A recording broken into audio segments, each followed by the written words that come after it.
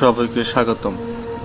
আজকে আমি আপনাদের শোনাতে চলেছি এক দারুণ অভিজ্ঞতার গল্প। আমার এক হিন্দু বন্ধুর বিয়ের অনুষ্ঠানে যাওয়ার স্মৃতি।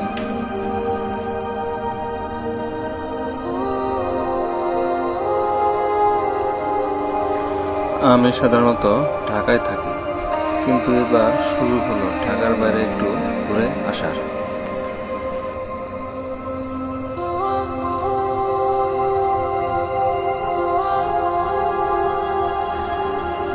গন্তব্য ছিল ময়মনসিংহ শহর, আর অনুষ্ঠান ছিল সোহাগ পার্টি সেন্টারে।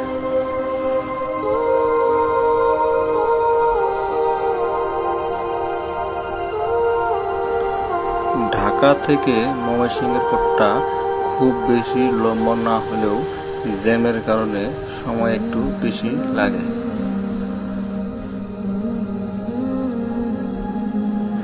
ময়মনসিংহ শহরে পৌঁছে একটু রেস্ট নিয়ে বিকেলের দিকে গেলাম সোহাগ পার্টি সেন্টারে।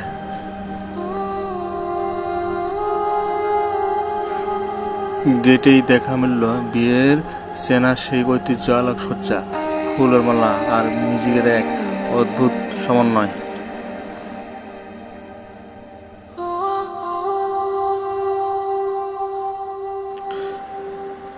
আমার বন্ধু তার পরিবার অনেক বেশি খুশি ছিল যে আমরা এত দূর থেকেও গেছি।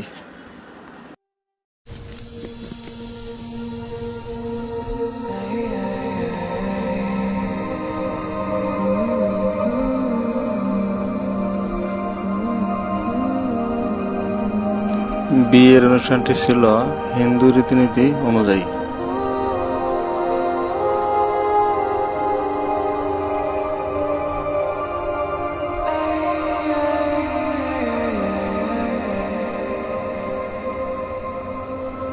আমি অনেক কিছুই আগে কখনো দেখিনি, তাই সব কিছুই আমার কাছে ছিল একেবারেই নতুন আর রোমাঞ্চকর।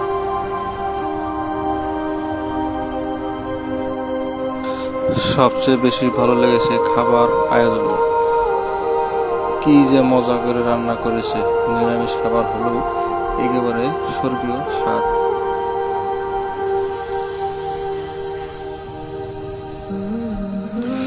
এইসব খেতে খেতে মনে হচ্ছিল, আহারে, এমন খাবার যদি সবসময় পাওয়া যেত।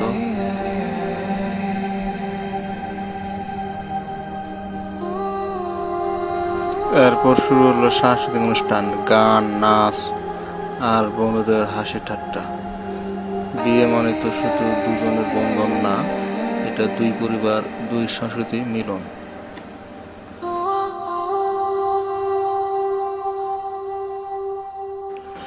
সেদিন বুঝলাম, ধর্ম বা সংস্কৃতি যত আলাদা হোক না কেন, ভালোবাসা, আনন্দ আর অতিথি পরায়ণতা ভাষা এক।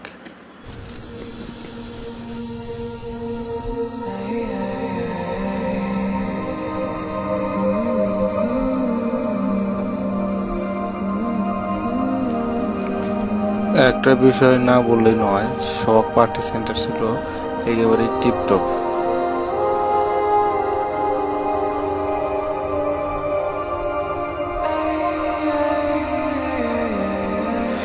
পরিষ্কার পরিচ্ছন্ন, সুন্দরভাবে সাজানো, এবং সার্ভিস ছিল একেবারে দারুণ।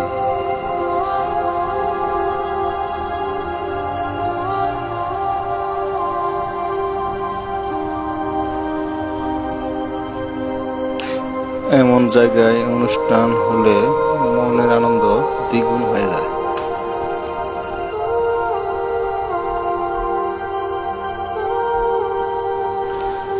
রাতে অনুষ্ঠান শেষে বন্ধুদের সঙ্গে আড্ডা মারলাম অনেকক্ষণ।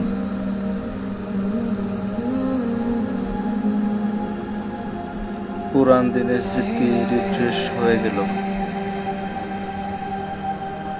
যারা দূর থেকে এসেছে সবার জন্য আলাদা করে থাকার ব্যবস্থাও করা হয়েছিল।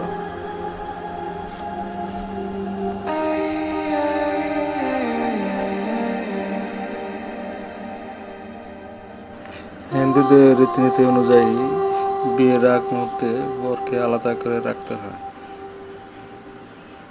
আর এখন বরকে রাত্রে খাবার খেয়ে প্রস্তুত করে দেওয়া হচ্ছে বিয়ের জন্য।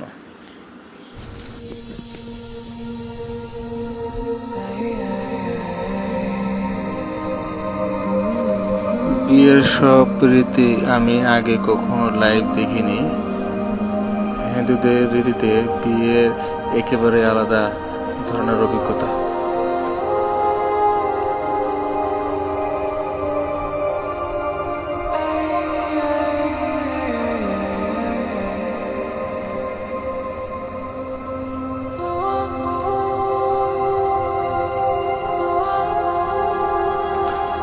কনে ছিল শাড়িতে একদম রাজকীয় লুকে।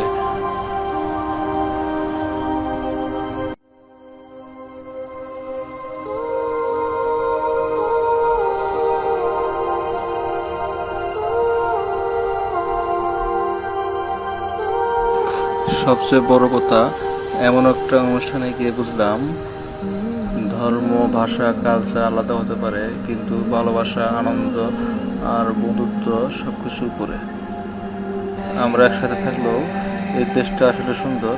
আমরা হিন্দু বন্ধু, তার পরিবার সবাই এত আপন করে নিয়েছিল, মনে হচ্ছিল আমি তাদেরই একজন।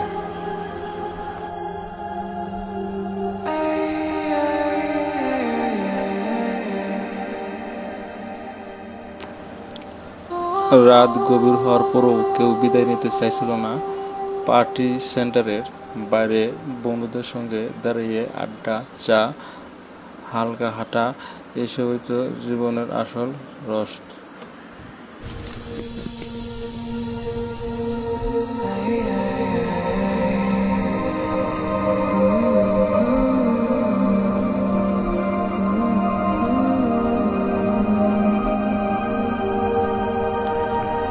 আর একটা জিনিস বলতেই হয়, শখ পার্টি সেন্টারের সার্ভিস একেবারে টপ লেভেল। ভেতরে এসি, লাইটিং, শব্দ ব্যবস্থা সব একদম প্রফেশনাল।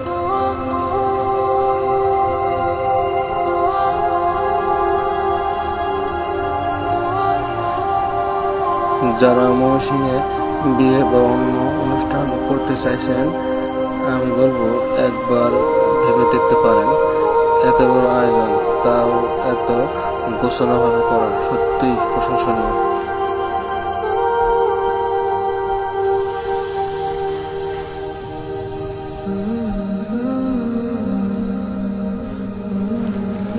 বন্ধুর বিয়ে মানে শুধু পেট পূজা নয়, এটা একসাথে বড় হওয়া। আলাদা পথ চললেও আমার এক জায়গায় এসে মিলিত হওয়া, আর সেই মিলনের চোখে জল আর মুখের হাসি দুই থাকে।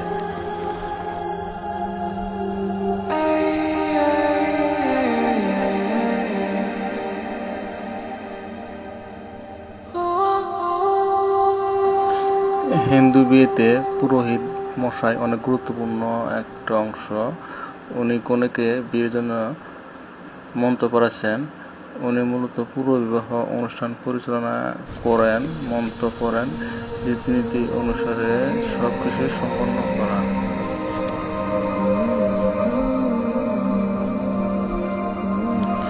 পুরোহিত মশাই কনেকে মন্ত্র করে প্রস্তুত করছেন।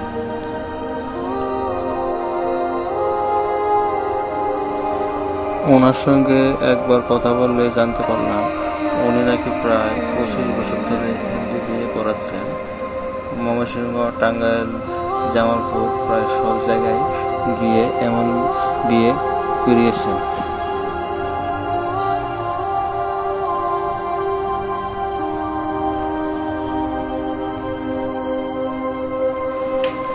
পুরোহিত মশাইয়ের উপস্থিতি আর নির্দেশনাতেই পুরো অনুষ্ঠান এত সুন্দরভাবে এগিয়ে গেছে।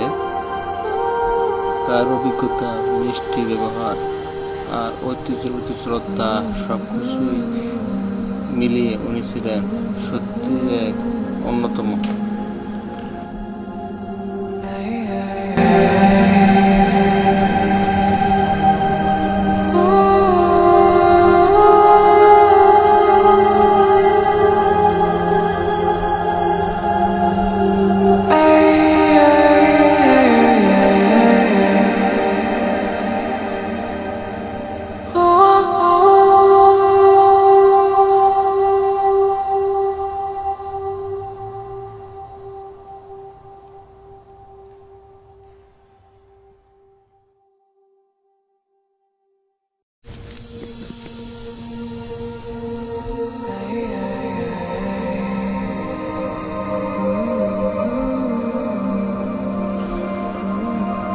তারপরে হলো বিয়ের সবচেয়ে বিশেষ মুহূর্ত 7 পাক, মানে বর কনে একসাথে দেবতার 4 বছর 7 বার ঘুরবে।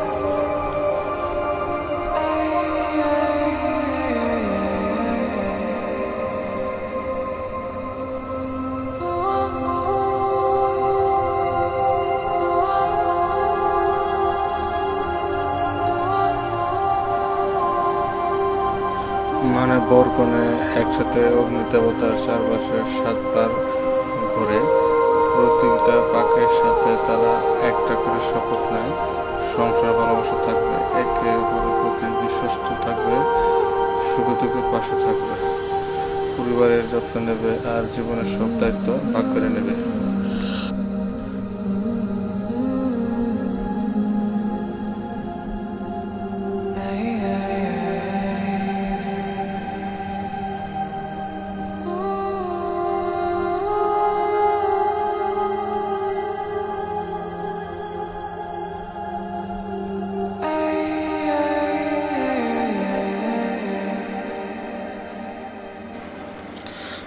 সাত পাক শেষে বর কনে একে অপরকে মালা পরালো আবার, আর সবাই মিলে করতালি দিয়ে শুভেচ্ছা জানালো।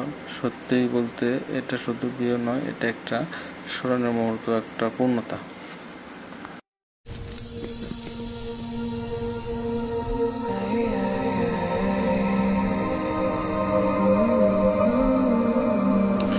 এই 7 পাক মানে কনেই বরের চতুর্দিকে ঘুরবে।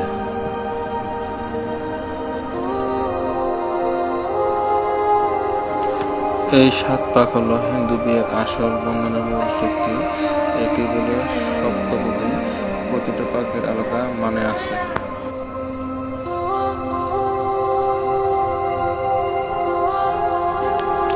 আর পুরোহিত সাহেব প্রতিটা পাকের সময় সেই শ্লোক পড়ে বোঝাচ্ছিলেন।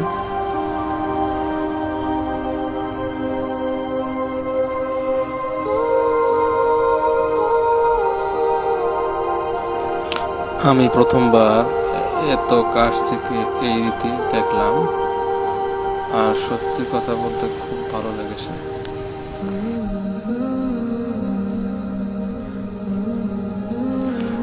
বরং এর পেছনে অনেক গভীর ভাবনা, দায়িত্ব, প্রতিজ্ঞা লুকানো।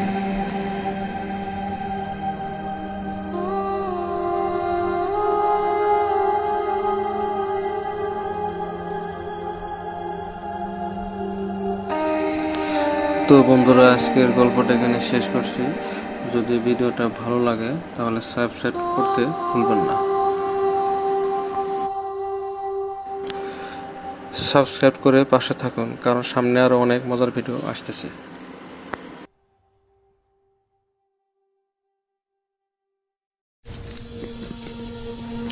ততদিন পর্যন্ত ভালো থাকবেন, সুস্থ থাকবেন, আর যেখানেই থাকেন বন্ধুত্ব আর ভালোবাসা ছড়িয়ে দিন। সবাইকে ধন্যবাদ।